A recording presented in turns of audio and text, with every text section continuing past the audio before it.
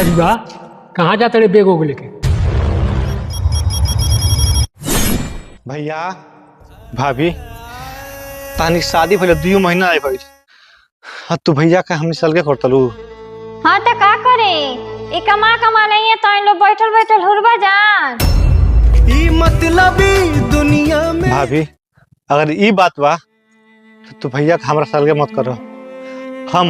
हम जा कमाए लेकिन भैया के हमारे साथ रह दो। कहाँ से कि जब माई या बाबूजी ना रहो तो महतारी या बाप सब कुछ हमारे भैया रहना है। हाँ तो तार माई बाप मर गई लो ऐसे तो कपारे पे चढ़ गई बड़ा इनकरे। भाभी तू हमारा कुछ कबू हम बर्दाश्त कर ले, लेकिन हमारे माई बाबूजी के बारे में अगर एक शब्द भी काबू ना तो हम सब बुरा क्यों हो ही ना आए। हाँ तो का कर लेबा हम एक बार नहीं 1000 बार कहे। एक बार हम घर द्वार छोड़ के लुधियाना जाता नहीं। हम दोनों भाई बचपन से जानता नहीं, हम यह कहब कि घरे चल।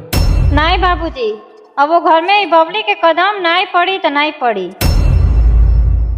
सही कह तरीका का अब हमनी कदम वो घर में अब नहीं पड़ी तो नहीं पड़ी।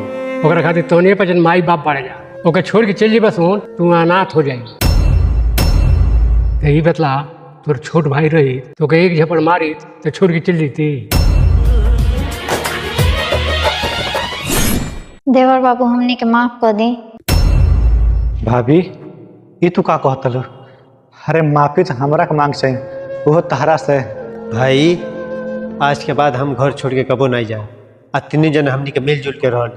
अजब के खेला खेला।